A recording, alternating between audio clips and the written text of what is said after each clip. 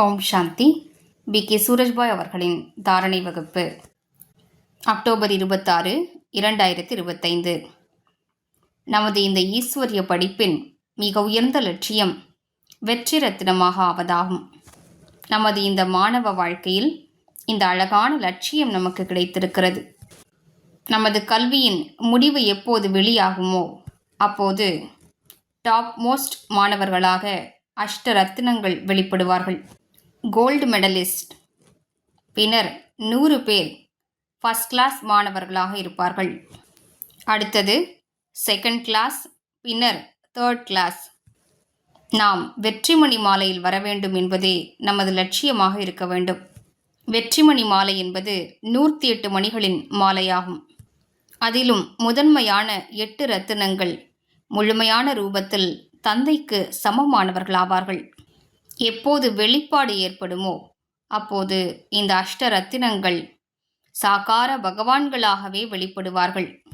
இந்த ஆத்மாக்கள் ஒரு சிறு குழந்தையை போன்று தூய நிலையை அடைந்திருப்பார்கள். முற்றிலும் பரிசுத்த நிலையை அடைந்திருப்பார்கள். அவர்களுக்கு இச்சைகளை பற்றிய ஞானமே இருக்காது. பொறாமை, வெறுப்பு, வீணான எண்ணங்கள் கூட அவர்களிடம் இருக்காது. முழுமையான ரூபத்தில் அவர்கள் ஆத்மாபிமானியாக ஆகியிருப்பார்கள். நொடியில் உடலை கடந்து செல்வதற்கான நடைமுறை அனுபவம் அவர்களிடம் இருக்கும். அவர்களது முன்னிலையில் வரும்போது மற்ற ஆத்மாக்கள் கூட ஆழமான அமைதிக்கு சென்று விடுவார்கள். அசரீரியாக ஆகிவிடுவார்கள். அடுத்ததாக வெற்றி ரத்தினங்கள் 100 பேர் இருக்கிறார்கள். ஆனால் அதிலும் முதன்மையான 25 பேர் மிக உயர்ந்தவர்களாவார்கள். அஷ்ட ரத்தினங்களோ அனைவரிலும் உயர்ந்தவர்கள். பின்னர் 100 பேரில் இந்த முதன்மையான 25 பேரும் மிகுந்த உயர்ந்த ஆத்மாக்களாவார்கள். அவர்கள் புது உலக படைப்பின் காரியத்தில் முக்கிய பங்காற்றக்கூடியவர்கள். வெற்றி ரத்தினம் என்றாலே முழுமையான தூய்மையானவர்கள். வெற்றி ரத்தினம் என்றாலே அவர்களது மனதில் அனைவருக்காகவும் சுப பாவனைகள் தான் இருக்கும்.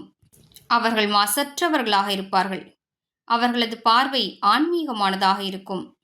அவர்கள் உயர்ந்த யோகிகளாக இருப்பார்கள். நான் மற்றும் எனது என்பவற்றிலிருந்து முற்றிலும் விடுபட்டு இருப்பார்கள். அவர்கள் முழுமையான ரூபத்தில் உலக நன்மையாளர் என்ற நிலையில் நிலைத்திருக்கக்கூடியவர்களாக இருப்பார்கள். இதில் வெளிப்புறமான பதவி, பொசிஷன் ஆகியவற்றின் விஷயம் எதுவும் இல்லை. ஒரு எழுத படிக்க தெரியாத மனிதர், ஒரு குடும்பத்தில் வீட்டிலேயே இருக்கக்கூடிய தாய் என்று யார் வேண்டுமானாலும் வெற்றி ரத்தினமாக ஆக முடியும். இந்த வெற்றி ரத்தினங்கள் இந்த உலகிற்கே அழகாக திகழ்வார்கள்.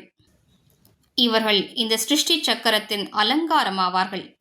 4 யுகங்களிலும் இந்த மகான் ஆத்மாக்களின் மனநிலையை பொறுத்ததுதான் இந்த முழு படைப்பின் நிலையாக இருக்கும். மேலும் இவர்கள் மிக உயர்ந்தவர்களாக முழு கல்பத்திலும் ஹீரோ நடிகர்களாக இருப்பார்கள். ஆபத்துகளின் நேரத்தில் இவர்கள்தான் முன்வந்து நமது தேசத்தை பாதுகாப்பார்கள். எனவே பாபாவின் இந்த உயர்ந்த படிப்பினால் நாம் தனக்குத்தான் வெற்றியாளராகுக என்ற திலகத்தை அணிவித்துக் கொள்வோம். மாயாவினுடைய ஒவ்வொரு ஸ்தூலமான மற்றும் சூக்ஷ்மமான அம்சத்தின் மீதும் நமது வெற்றி இருக்க வேண்டும். நமது கனவு கூட முற்றிலும் தூய்மையானதாக ஆகிவிட வேண்டும். நமது வார்த்தைகள் கூட மிகுந்த ராயலாக தூய்மையானதாக இருக்க வேண்டும். நமது சித்தம் மாசற்றதாக, கர்மேந்திரியங்கள் குளிர்ந்ததாக இருக்க வேண்டும். அப்போது நாளுக்கு நாள் நமக்கு வெற்றி கிடைத்து கொண்டிருக்கிறது என்று நமக்கு அனுபவமாகும். அஷ்ட ரத்தினங்கள் என்பவர்களுடைய யுத்தம் முடிவடைந்திருக்கும். வீணான விஷயங்களை அகற்றுவதற்கான உழைப்பு எதுவுமே அவர்களுக்கு தேவைப்படாது. மேலும் வெற்றி ரத்தினங்களோ 1-2 நொடிகளில், 5 நொடிகளில், 10 நொடிகளில், அரை நிமிடத்தில், 1 நிமிடத்தில் வெற்றியடைந்து விடுவார்கள். இதன்படிதான் அவர்கள் வரிசை கிரமமாக வரிசைப்படுத்தப்படுவார்கள். வரிசை கிரமமாக வெற்றிமணி மாலையில் கோர்க்கப்படுவார்கள். இன்று முழு நாளும் இந்த சுயமரியாதையில் நிலைத்திருப்போம்.